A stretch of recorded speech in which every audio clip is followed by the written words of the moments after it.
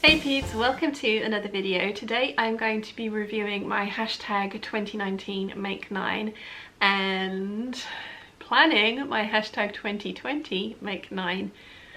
Yeah, I have taken part in this challenge, or I have put together a grid of this challenge of things that I want to make for 2017, 2018, 2019. So this will be the fourth year that I'm trying this out. I haven't once finished all 9 items from my grid. The first 2 years I was very specific about the patterns that I wanted to make. 2019 I tried to be what I thought was smarter and give myself a general gist rather than specific patterns. I did have a few specific patterns, but rather than really specific patterns I gave myself a list, like multiple t-shirts, woven in knit pyjamas, a cosplay, a variety of trousers, Stylark Ziggy jacket, so a specific pattern, a variety of tops, the Lunar bag, Vogue 9044 Baker Boy cap, and 3 evening gowns. I think I have done 1, 2, 3 of those, and not even fully. So the multiple tees, I have made 4 t-shirts this year. If you've watched my 12s of 2019 or my October and November lookbook, you will know that I made 4 of this Sew Over It cowl neck tee with long sleeves.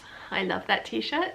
I wear those an awful lot. I really like it. I have altered that one a little bit, but I spoke more about that in both of those videos I've just mentioned. That was it for multiple tees.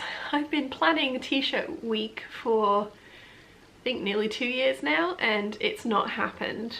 And I think it's going to be more a case of every now and again the t-shirt day is going to happen, where I trace one, cut a whole bunch out and get them all made up, because I really enjoyed that, and I actually do wear the results of those very often. I want to make multiple t-shirts going forward. I have the fabric for it, I have the patterns for it, and I am going to make the time for it. But yeah, I failed on that one. Well, I mean, I didn't fail, I made multiple t-shirts, I made 4, but wasn't quite what I actually had intended. So the next one was woven in knit PJs. Well, yeah, not so much.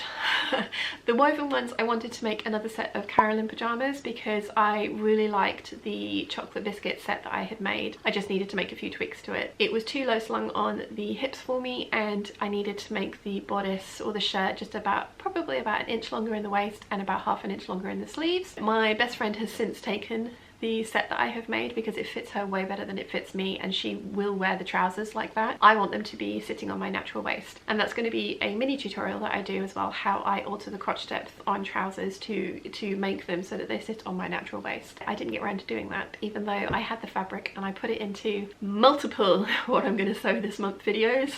Didn't actually do it. I did technically make myself some, they're not pajamas, it's a kind of lounge set. I'm wearing the bottom halves, but you can't see that, and I'm wearing a modified version of the top half here. So it's McCall's 7634. I really like that set. I love those trousers. I need to make more of them. Yeah, I kind of failed with the woven and knit PJs as well. The next one was a cosplay. Didn't do that. Didn't do that at all. There's the London Film and Comic Convention, and then there's also an Isle of Wight Comic Convention, and I didn't go to either of those this year. I would really like to go to the London Film and Comic Convention next year, and I would like to do that in a cosplay. We will see, but I'm not going to put it on my 2020 Make 9 list because I am doing something different for that, which you will see in a minute, unless you've watched the waffles, and then you will know what I'm doing because I have already waffled to you about it. So the next one was a variety of trousers. I made 2 pairs of trousers this year, 2019. I made the McCall's 7634 jogger bottoms out of the teal ponte, which I absolutely love and wear frequently and will make more of. And then I made a pair of olive crepe wide-legged trousers from the KB pattern that I had modified from a ready-to-wear jumpsuit that I had years ago that I took to pieces to get the pattern for. They came out way too small. I put on weight again because I stopped exercising again. But I have started exercising again, so I'm going to lose some weight. So they may fit me eventually, but they are currently hanging up unhemmed in the main house in the sewing room, and haven't seen the light of day. But that was the only 2 trousers I made. So technically I made a variety of trousers because one was woven, one was knit, but I don't think I can say I succeeded at that particular prompt.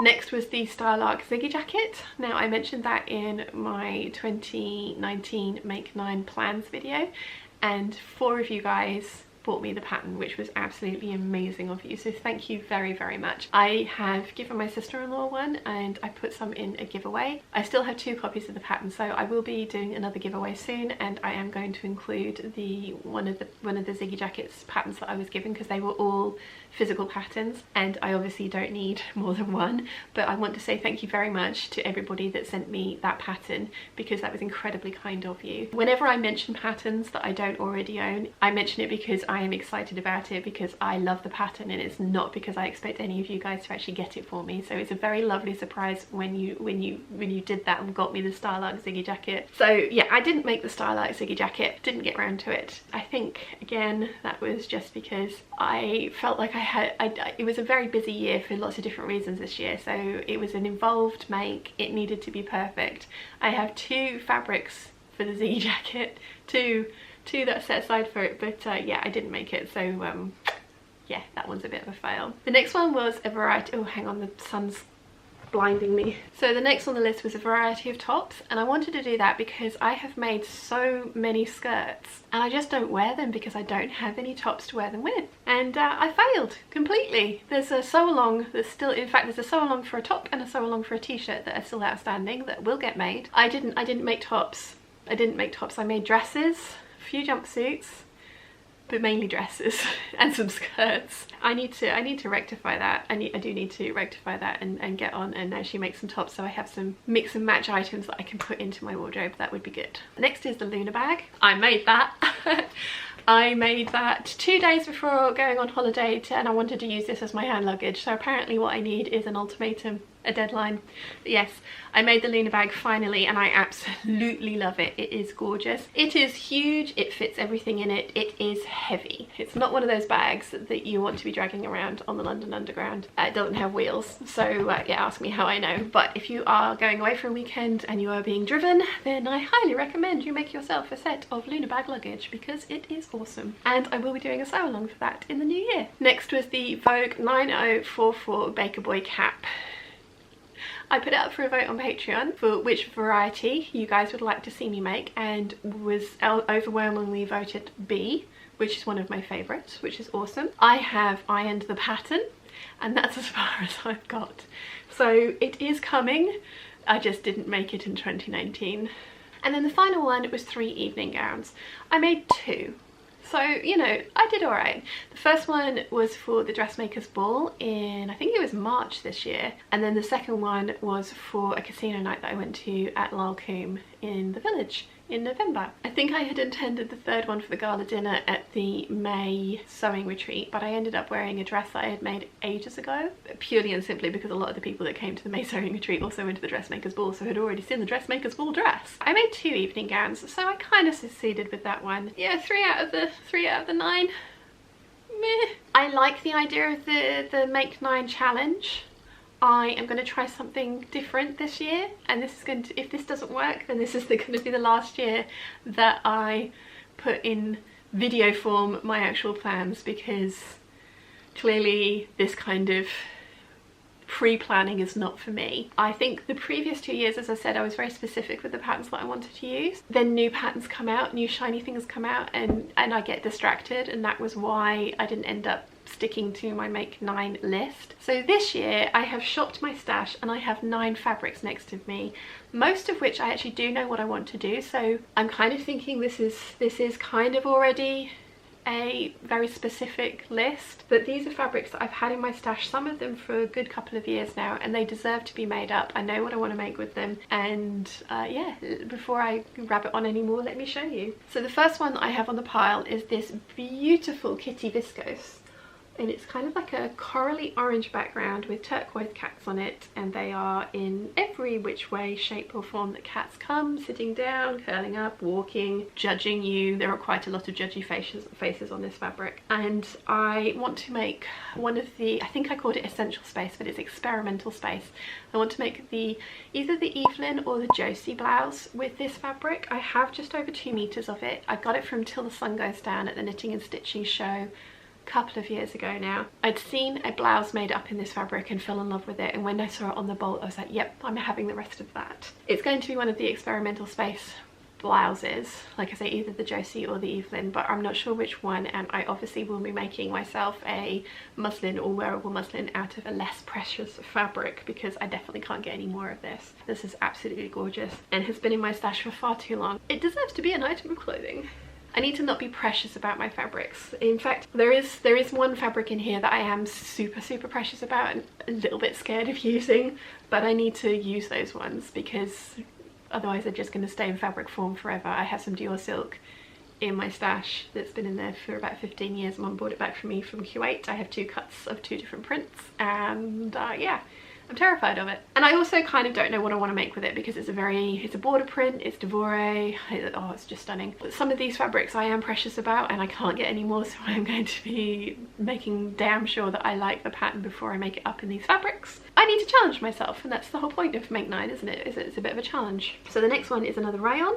This I saw on Liz Sews. She made an Ogden cami out of it. It is a blue and white stripe with goldfish all over it, and I absolutely love it.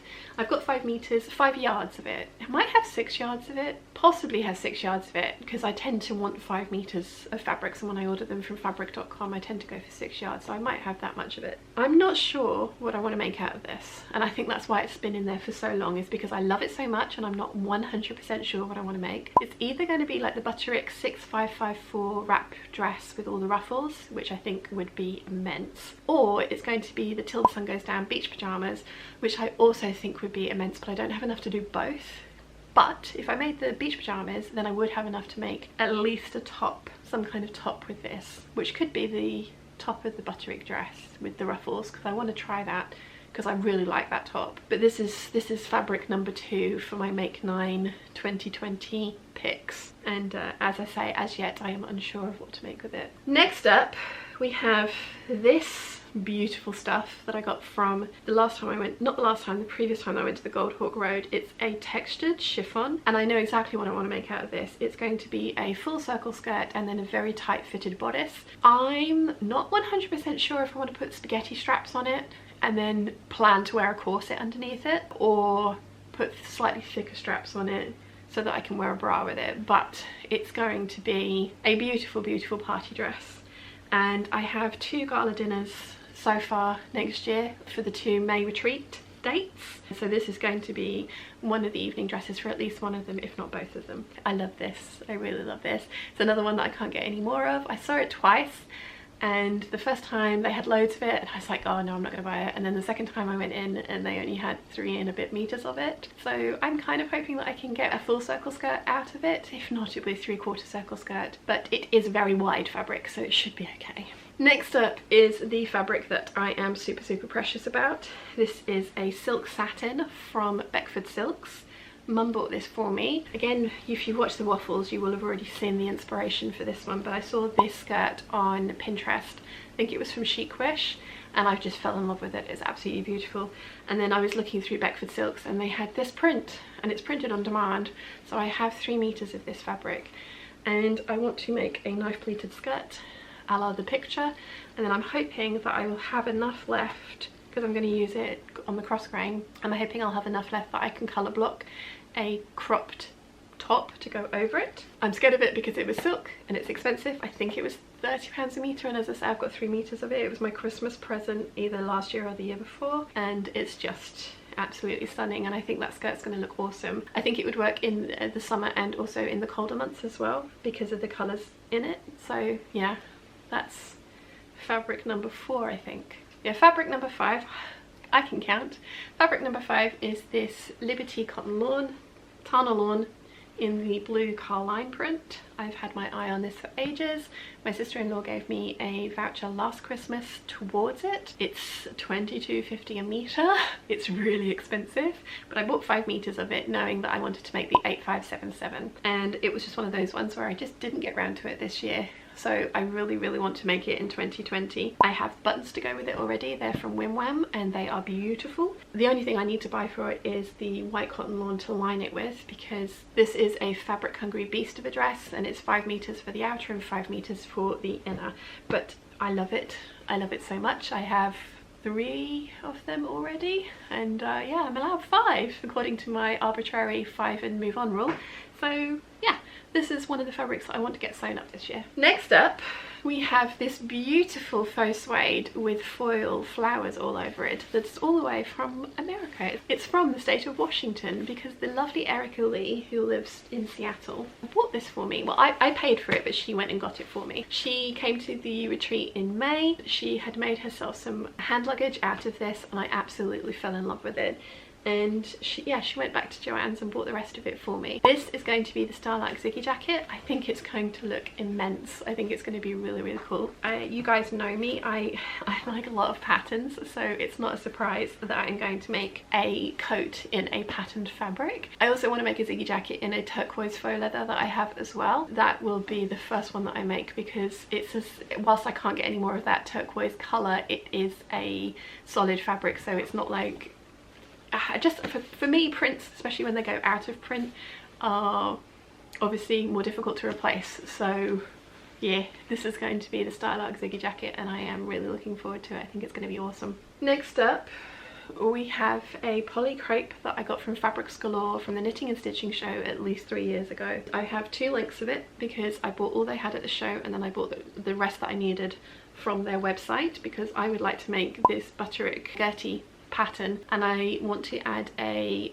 fuller skirt to the bottom, probably a 3/4 if not a full circle. I think I have enough to do that. This fabric is absolutely gorgeous. Loads of people have made this up already. I know Amanda from I Sew A Lot had bought some of this from the same show because I saw it in her bag and I was like, oh my gosh, that's amazing, and she turned around to me and said, they haven't got much left, you probably want to go and buy it. So I did. I know she's made hers up already and it looks awesome. I want to make that Gertie dress because I think it would be really cool in this fabric, and this fabric, as I say, has been in my stash for a good few years now, so it deserves to be made up into a dress. And fingers crossed I will have enough to make a top with it as well, or at least colour block a top.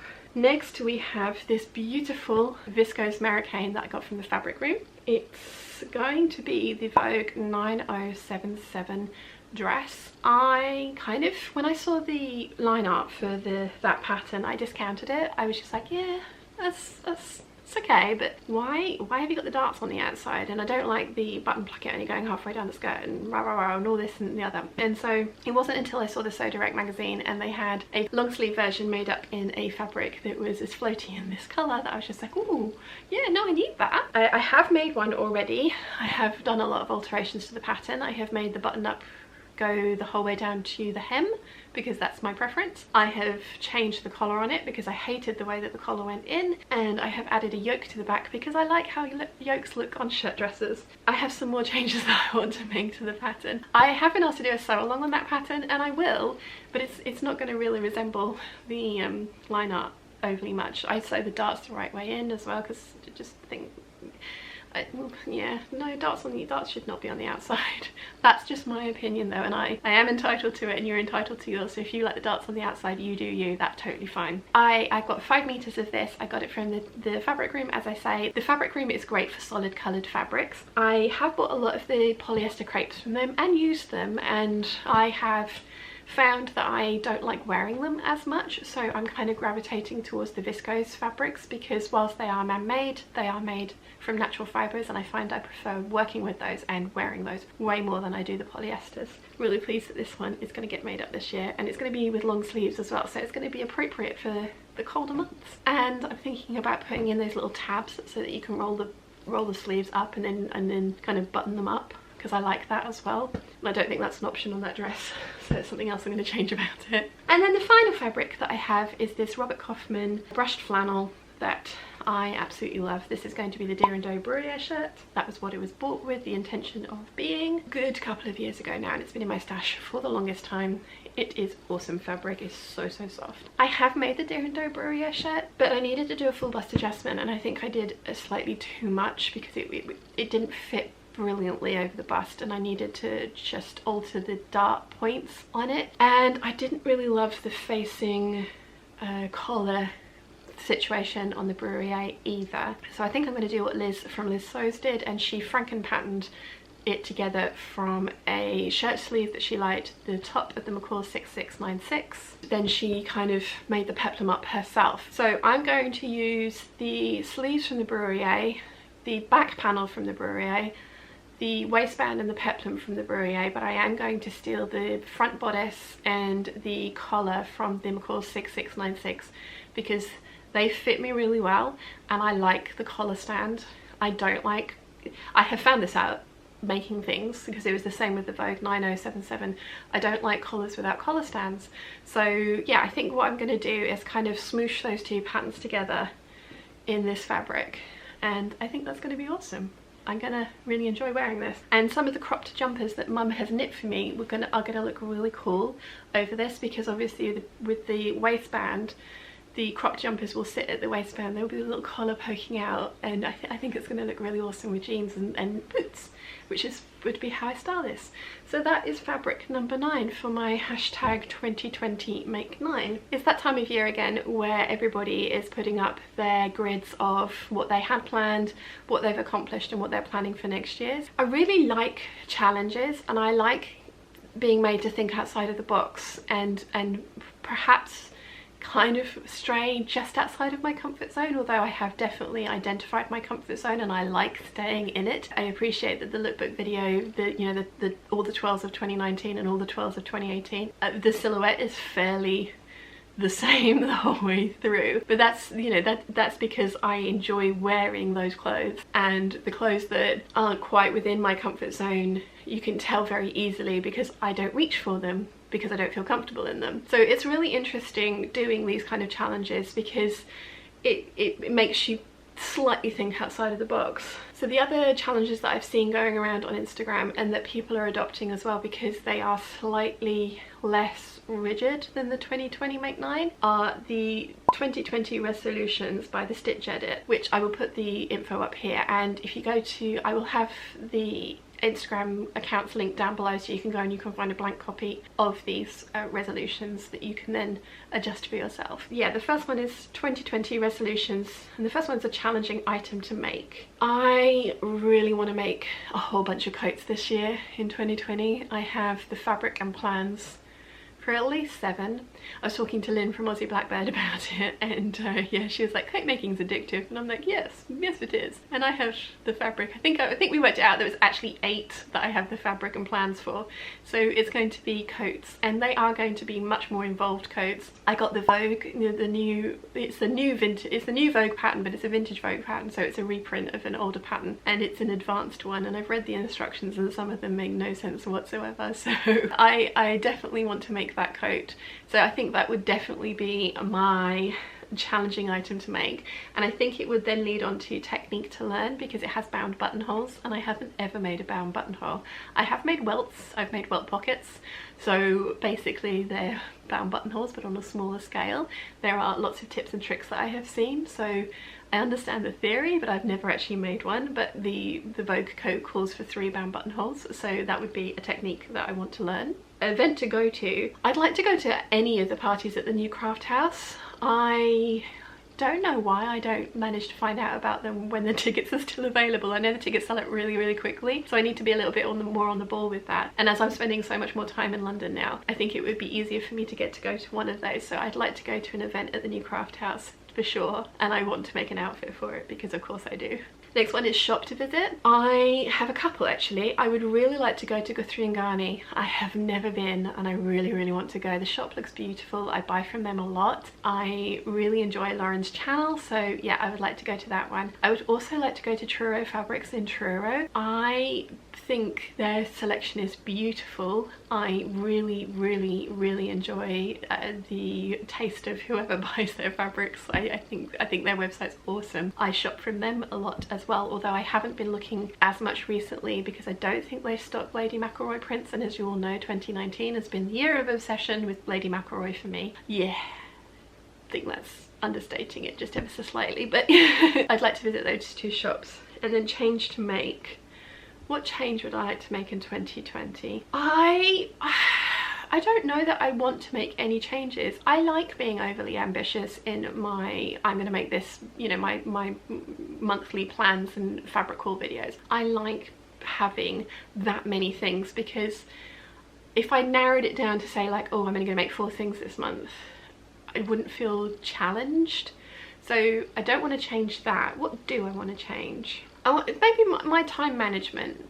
I think, because realistically this is what I do for a living, this is my day-to-day job, so I should have the time to make all the things that I say that I want to make.